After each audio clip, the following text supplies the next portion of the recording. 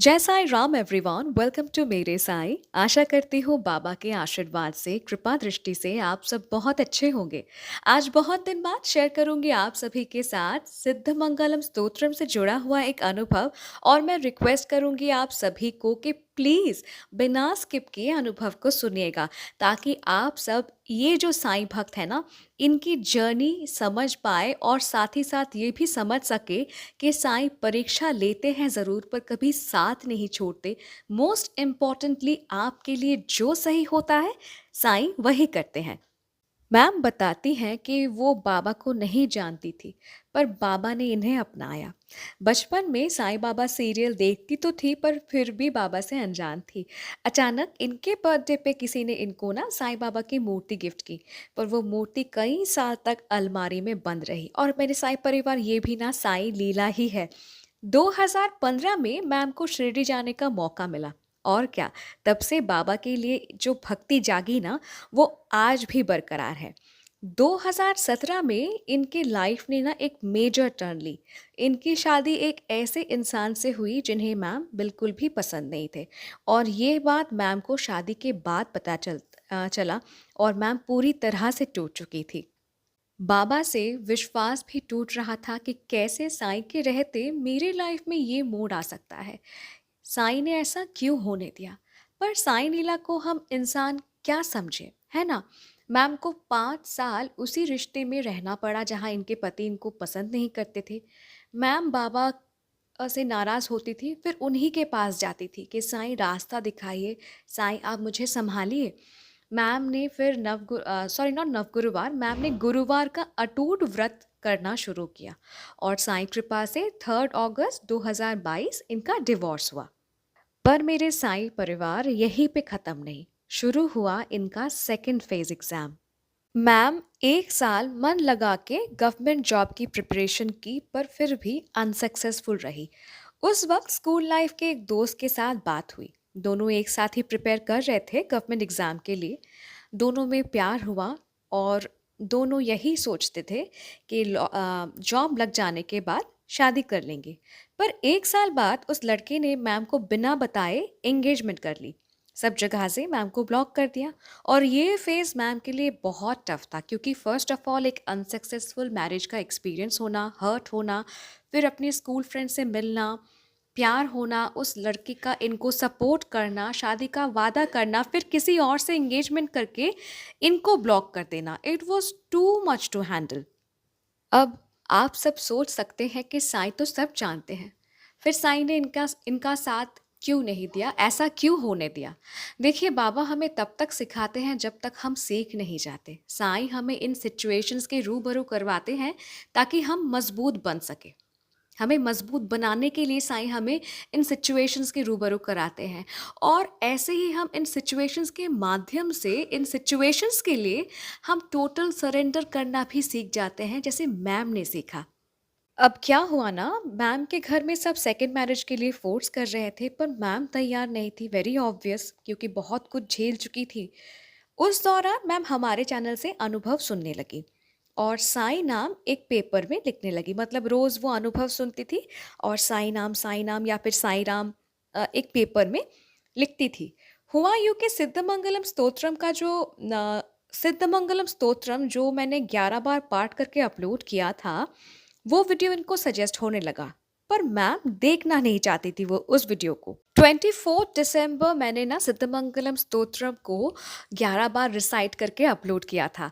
और 25 दिसंबर 2023 मैंने सिद्धमंगलम स्तोत्रम की वीडियो अपलोड करी थी। अब क्या हुआ, 25 दिसंबर अनजाने में ही स्तोत्रम प्ले हो गया और मैम सुनने लगी। फिर जिस वीडियो में मैंने विधि बताया था ना, वहाँ पे मैंने ये भी बताया था कि जो भी इस वीडियो को सुन रहे हैं, कल 26 दिसंबर है, मंगलवार है, दत्ता जयंती है, और इससे अच्छा दिन कोई हो नहीं सकता सिद्धमंगलम स्तोत्रम शुरू करने के लिए। तो जो भी इस वीडियो को सुन रहे हैं, अगर आप शुरू करते हैं 26 दिसंबर से अ, स्तोत्रम का व्रत, तो मनचाहा जो मतलब जो भी आपकी मन की इच्छा है वो पूरी होगी। तो मैम ना वो वीडियो बहुत ध्यान से सुनती है, और 26 दिसंबर से ही मैम सिद्धमंगलम स्तोत्रम का 40 दिन का व्रत शुरू करती है, इसी मनोकामना के साथ कि साईं जिंदगी में बहुत अप्स एंड डाउन से मैं गुज़र रही हूँ। बहुत चैलेंजेस मैंने फेस किया है। अब प्लीज़ आप मुझे सँभालिए, मेरी लाइफ़ को एक ट्रैक पे लाइए, ठीक है? इसी मनोकामना के साथ मैम सिद्धमंगलम स्तोत्रम का 40 दिन का व्रत शुरू करती है। अब आगे बढ़ने से पहले मैं आप सभी को कह दूं कि जो भी इस वीडियो के माध्यम से मेरे साईं चैनल से पहली बार मिल रहे हैं, मुझसे पहली बार मिल रहे हैं और इस स्तोत्रम के बारे में जानना चाहते हैं, तो प्लीज़ स्क्रीन के राइट साइड में देखिए, मैं डिस्क्रिप्शन पे सिद्धमंगलम स्तोत्रम का जो प्लेलिस्ट है ना, वो शेयर कर रही हूँ। ओके? आप उस प्लेलिस्ट में आपको विधि, स्तोत्रम का डूज़ एंड डोंट्स, स्तोत्रम, फिर स्तोत्रम से जुड़े बहुत सारे अनुभव सुन पाएँगे, ठीक है? मैम के भैया ने इनकी शादी के लिए एक मैट्रिमोनियल ऐप पे अकाउंट बनाया था। अब जैसा कि मैंने कहा कि 26 दिसंबर से मैम सिद्धमंगलम स्तोत्रम का 40 दिन का व्रत शुरू करती है, पर 20 दिसंबर इनके भैया ने एक लड़के का फ़ोटो और बायोडाटा भेजा था इनकी मम्मी को, इनके रिश्ते के लिए। और उस वक़्त ना उस लड़के ने मना कर दिया था, यानी रिक्वेस्ट कैंसल कर दिया था। पर 26 दिसंबर यानी दत्ता जयंती के दिन, जिस दिन से मैम ने सिद्धमंगलम स्तोत्रम का व्रत शुरू किया, उसी दिन उसी लड़के ने रिक्वेस्ट किया, यानी उसी लड़के ने मैम के ऊपर इंटरेस्ट दिखाया, मैम के प्रोफाइल के ऊपर इंटरेस्ट दिखाया। घर से सभी ने कहा कि मैम को कि देखो लड़के से बात करके, पर मैम अंदर ही अंदर इतनी टूट चुकी थी ना कि किसी पर भरोसा करना इनके लिए डिफ़िकल्ट था, ठीक है? तो मैम ने बाबा से कहा कि साईं मेरी हर इच्छा पूरी तरह से मर चुकी है। अब आपको जो सही लगे मेरे लिए आप वही करो। मैम ने टोटल सरेंडर कर दिया साईं चरणों में। मैम साईं का नाम लेती है और उस लड़के के साथ बात करती है। उनका भी पहले डिवोर्स हो चुका था, ठीक है? मतलब लड़का था, उनका भी पहले डिवोर्स हो चुका था। धीरे-धीरे उनसे कुछ दिनों तक बातें होती रही, दोनों एक दूसरे को समझने लगे और मैम को भी वो अच्छे लगने लगे। 22 जनवरी 2024 इनकी सगाई हो गई और 14 फरवरी 2024 धूम-धाम से शादी हो गई। तो मेरे साईं परिवार मैम ने कहा था बाबा को क्या कि बाबा मतलब सिद्धमंगलम स्तोत्रम मैम ने किस मनोकामना के साथ शुरू किया? नथिंग स्पेसिफिक, मैम ने सिर्फ यही कहा कि साईं बहुत अप्स एंड डाउन से गुजर रही हूँ, आप प्लीज़ मुझे संभालिए, रास्ता दिखाइए। तो देखिए, जब आप अपने जीवन का जो डोर होता है ना साईं के हाथ पे सौंप देते हैं, साईं कैसे आपकी लाइफ को सुंदर बना देते हैं। कितना सुंदर घर में अच्छे लड़के के साथ मैम की शादी हो गई, ठीक है? सिद्धमंगलम स्तोत्रम के पहले व्रत से। शादी के बाद मैम फिर से सिद्धमंगलम स्तोत्रम का 40 दिन का व्रत शुरू करती है ताकि माँ बन सके। 2 अगस्त 2024 पता चला कि वो प्रेग्नेंट है। तो मेरे साईं परिवार देखिए, साईं पर दृढ़ विश्वास था इनका और साईं चरणों में इन्होंने टोटल सरेंडर कर दिया, है ना? तो साईं ने इनको सिद्धमंगलम स्तोत्रम पाठ करने के लिए हिंट दिया।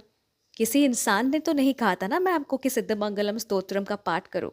साईं ऐसे ही कम्युनिकेट होते हैं, आपको ना थोड़ा चौकन्ना रहना पड़ता है। यू शुड बी ओपन, आपके कान, आपके आँख, आपके सेंसेस ना थोड़े सजाग होने चाहिए ताकि आप समझ पाएँ कि साईं आपको क्या करने को कह रहे हैं, साईं आपसे बात कर रहे हैं। जैसे मैम ने समझा साईं के संकेत को और मैम ने सिद्धमंगलम स्तोत्रम का पाठ किया और देखिए स्तोत्रम के पाठ से कितना सुंदर बदलाव आया इनके लाइफ में, है ना?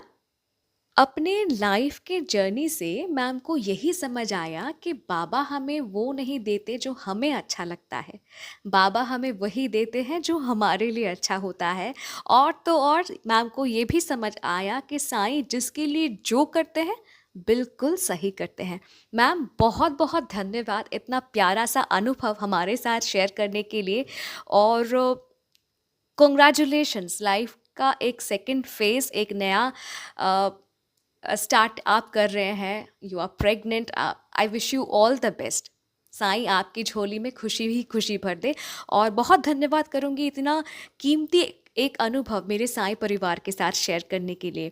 मेरे साय परिवार, अगर ये अनुभव आप सभी को अच्छा लगा तो प्लीज़ लाइक कीजिए, और अगर चाहते हैं कि इस अनुभव को आपके रिलेटिव्स, आपके फ्रेंड्स भी सुने, तो आप इस अनुभव को बहुत ज़्यादा शेयर कीजिए, प्रचार कीजिए साईं माँ, क्योंकि आप जान लीजिए, जब आप साईं महिमा प्रचार करते हैं, आप साईं सेवा ही करते हैं। और अगर आप भी अपना अनुभव मेरे साथ शेयर करना चाहते हैं, तो आप मुझे ईमेल कर सकते हैं, इंस्टाग्राम पे डायरेक्ट मैसेज कर सकते हैं, या फिर मेरे व्हाट्सएप नंबर में भी आप मुझे मैसेज कर सकते हैं। मेरा email ID, Instagram account ID और व्हाट्सएप नंबर तीनों ही डिस्क्रिप्शन बॉक्स पे दिया हुआ है। और अगर अभी तक चैनल को सब्सक्राइब नहीं किया है, अभी तक जुड़े नहीं हैं मेरे साय परिवार के साथ, तो जुड़ जाइए, बन जाइए मेरे साय परिवार के सदस्य। मिलती हूँ बहुत जल्दी एक नए साय अनुभव के साथ। टिल देन, जय साई राम।